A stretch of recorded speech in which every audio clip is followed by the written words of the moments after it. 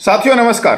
करोड़ों केंद्रीय कर्मचारियों और पेंशनरों के लिए एक बड़ी खबर ही नहीं, खुशखबरी है। और ऐसी खुशखबरी है जो कर्मचारी वर्ग और पेंशनर की जेब से जुड़ी हुई है। साथियों, जिसका लंबे समय से आप लोग इंतजार कर रहे थे, पिछले 5 साल से, कि कब यह खबर उनके कान तक पहुंचेगी और कब उनके कानों को आराम मिलेगा, क्योंकि आपके कान इस खबर को सुनने के लिए बेचैन हो चुके थे कि कब ये लड्डू फूटेगा और कब हमारे मुंह में आएगा। तो ऐसी जो खबर आ रही है, जो सीधे आपकी जेब से जुड़ी हुई है, वो खबर है कोरोना महामारी के समय जो महंगाई भत्ता डीए सीज किया गया था, वो उसका 18 महीने का डीए एरियर आपको भारत सरकार देगी। ऐसी खबरें जो गोदी मीडिया में चल रही है, गोदी मीडिया के अनुसार कर्मचारियों की होगी बल्ले बल्ले। कर्मचारियों के खाते में आएगा 18 महीने का डीए एरियर। डीए एरियर पर बनी सरकार की सहमति, डीए एरियर पर लगी मोहर। ऐसी खबरें आप लोगों तक पिछले 2 दिन में धड़ल्ले से आ रही हैं, और कोई 1-2 खबरें नहीं हैं, ये हजारों की तादाद में इस तरह की खबरें आप लोगों तक पहुंचाई जा रही है गोदी मीडिया और कोट टाई वाले यूट्यूबरों की तरफ से। मैंने भी खुशखबरी लिखा है। अब खुशखबरी की सच्चाई क्या है कि क्या कर्मचारी वर्ग को 18 महीने का डीए एरियर मिलेगा या नहीं मिलेगा। तो कौन वो लोग हैं जो इसको खुशखबरी, बल्ले बल्ले हो गई मौज, मिल गया लड्डू, खा लिया लड्डू, और बैंकों के सामने लग गई लंबी लाइन।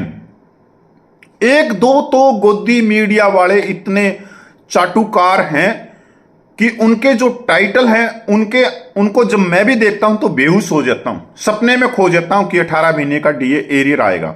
और मैं सोचता हूं कि मैं बैंक की लाइन में लगा हुआ हूं, एक लंबी लाइन लगी है डीए एरियर को निकालने की। ऐसे भी टाइटल दिए गए हैं कि बैंकों के सामने लगी लंबी लाइन। साथियों, तो क्या सच्चाई है 18 महीने के डीए एरियर की? क्या सरकार देगी?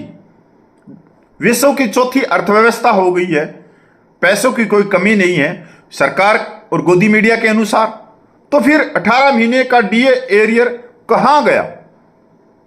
कहीं ये तो नहीं है कि 2 महीने पहले जो सांसद और पूर्व सांसदों का 24% वेतन बढ़ाया था और 2.5 साल का एरियर भी दिया था, कहीं कर्मचारियों का डीए उनके खातों में तो नहीं चला गया? कहीं कर्मचारियों की जो लाइन बैंक के सामने लगी हुई है, जो गोदी मीडिया के अनुसार, कहीं कर्मचारियों की लाइन की जगह सांसदों की तो लाइन नहीं लग गई है बैंक के सामने, क्योंकि उनकी तो लाइन लग चुकी थी पिछले 2 महीने पहले, और उन्होंने अपना एरियर निकाल भी लिया और लड्डू खा भी लिया। तो कर्मचारियों का एरियर गया कहां पे? चलो इस पूरी सच्चाई को देखते हैं, यह खबर उठी कहां से है, क्योंकि हम भी बार बार खबरों का पोस्टमार्टम करते हैं और आप लोगों तक सच्चाई पहुंचाने की कोशिश करते हैं। हम अंधेरे में रखने वाले नहीं हैं। साथियों, केंद्र सरकार कर्मचारियों और पेंशन भोगियों को 18 महीने का डीए बकाया जारी करेगी। जानिए क्या है पूरा मामला। राष्ट्रीय प्रसिद्ध जेसीएम की 63वीं स्थायी समिति की बैठक में केंद्र सरकार के कर्मचारियों और पेंशन भोगियों को फिर से लंबित 18 महीने के डीए डीआर बकाया की याद दिलाई गई, जो कोविड-19 महामारी के दौरान रोक दिए गए थे। केंद्र सरकार के कर्मचारियों और पेंशन भोगियों को एक बार फिर कोविड-19 महामारी के दौरान झेले गए पुराने दर्द की याद दिला दी गई है। 18 महीने तक महंगाई भत्ता और महंगाई राहत रोके रखना। राष्ट्रीय प्रसिद्ध संयुक्त परामर्शदात्री तंत्र की स्थायी समिति जेसीएम की 63वीं बैठक दिल्ली के केजी मार्ग स्थित सिविल सेवा अधिकारी संस्थान CSOI में आयोजित की गई। इस बैठक में केंद्र सरकार के कर्मचारियों से जुड़े कई अहम मुद्दों पर चर्चा की गई, जिनमें से एक कोविड काल के दौरान रोके गए 18 महीने के डीए डीआर के बकाया भुगतान भी था। बैठक में कर्मचारी पक्ष ने एक बार फिर से स्पष्ट रूप से कहा कि 2020 से जून 2021 के बीच 18 महीने की डीए डीआर की राशि जो उस समय महामारी के कारण रोक दी गई थी, कर्मचारियों को वापस की जानी चाहिए। उन्होंने तर्क दिया कि कर्मचारी और पेंशन भोगियों दोनों ही इस राहत के हकदार है, क्योंकि उन्होंने उस कठिन समय में सरकार का साथ दिया था। साथियों, 18 महीने के डीए एरियर की बात सरकार के सामने जेसीएम ने उठाई है, जो 63 में उनकी मीटिंग थी। अब देखना यह भी जरूरी कि सरकार का क्या पक्ष है 18 महीने डीए एरियर देने। अगर यह पक्ष नहीं देखा सरकार का तो समझ में क्या आएगी खबर, कि किस खबर को ये मिर्च मसाला लगा के और छोड़ देते हैं इस मीडिया प्लेटफॉर्म में, और पकड़ने वाले बहुत हैं। तो कहते हैं ना कि उड़ता हुआ तीर, तो ये गोदी मीडिया उड़ता हुआ तीर अपने आप छोड़ देती है, और हमारे जैसे जो बैठे रहते हैं फालतू में वो उसको तीर को पकड़ लेते हैं। तो सरकार का पक्ष देखते हैं क्या है। 18 महीने के डीए बकाया पर सरकार का रुख। हालांकि वित्त मंत्रालय ने अपनी पुरानी बात दोहराई है। उसने कहा कि कोविड-19 महामारी के कारण आर्थिक स्थिति खराब होगी और सरकार द्वारा चलाई जा रही कल्याणकारी योजनाओं का बोझ वित्त वर्ष 2020-21 से आगे भी महसूस किया जा रहा है। ऐसे में डीएडीआर बकाया भुगतान संभव नहीं है। एक तरफ तो सरकार कहती है कि वो विश्व की चौथी अर्थव्यवस्था बन गई, दूसरी तरफ वो कहती है कि पैसे नहीं है। अब बताओ कौन सी खबर को माने, कौन सी खबर को माने, कि देश चौथी अर्थव्यवस्था बन गया या देश की तिजोरी में पैसा नहीं है। तो ये देखो गोदी मीडिया भी किस तरह से करती है। इसके अलावा जो जेसीएम ने 2 मांगे और भी रखी, उसमें 8वें वेतन आयोग पर भी चर्चा हुई है। बैठक में 8वें केंद्रीय वेतन आयोग के गठन और उसके संदर्भ की शर्तों पर भी चर्चा हुई। कर्मचारी पक्ष ने आग्रह किया कि सरकार जल्द से जल्द आयोग के अध्यक्ष और सदस्यों की नियुक्ति करे और संदर्भ की शर्तें जारी करे।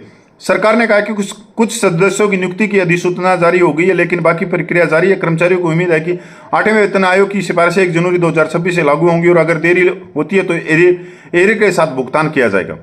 कर्मचारियों ने बीमा योजना का प्रस्ताव भी पेश किया है। बैठक में एक और बड़ा मुद्दा रहा केंद्र सरकार कर्मचारी समूह बीमा योजना CGECGI। वे विभाग ने कहा कि उन्होंने इस बीमा योजना के बारे में एक नया प्रस्ताव तैयार किया और इसे जल्द ही कर्मचारियों के साथ साझा किया जाएगा। कर्मचारियों में असंतोष बरकरार। वैसे तो कई मुद्दों पर चर्चा हुई, लेकिन सबसे बड़ी पीड़ा डीएडीआर के 18 महीने के बकाये को लेकर रही है। कर्मचारी संगठनों का कहना है कि सरकार को एक बार फिर इस मुद्दे पर मानवीय दृष्टिकोण अपनाना चाहिए और कर्मचारियों को वह रकम लौटानी चाहिए जो उन्होंने ईमानदारी से कमाई है। यह सच्चाई की बात है, क्योंकि डीएडीआर पे हमारा हक है, कर्मचारी वर्ग का हक है।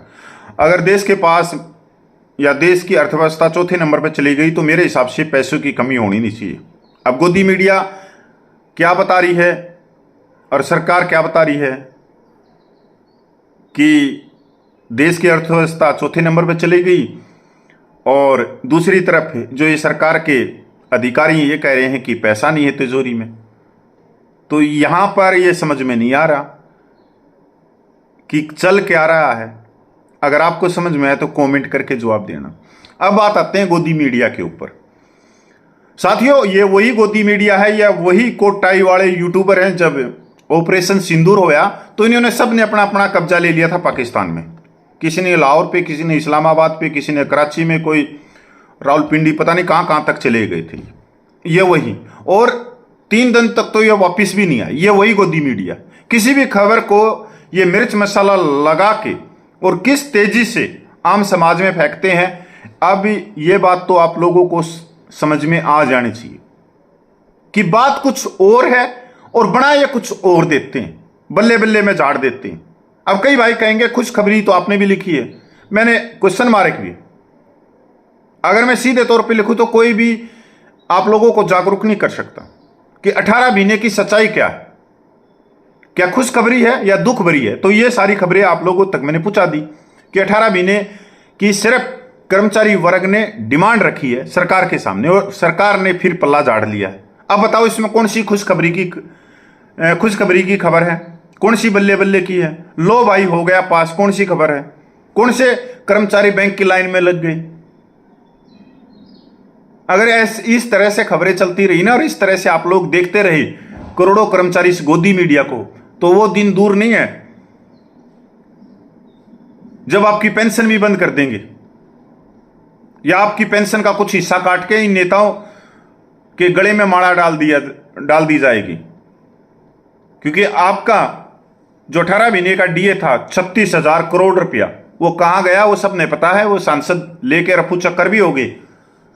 2 महीने पहले की बात है, कोई मैं 10 साल पुरानी बात नहीं कर रहा। तो साथियों, ऐसी कोई भी खबर आप लोगों के पास में आती है गोदी मीडिया की, जिसमें गुमराह किया गया है केंद्रीय कर्मचारियों को, तो मैं हाथ जोड़ के आप लोगों को कहना चाहता हूं कि इस तरह की खबरें आप कमेंट में उसका लिंक डाल दीजिए और उसके बाद में हम उस खबर को देखेंगे और उसकी सच्चाई आप लोगों तक पहुंचाने की कोशिश करेंगे।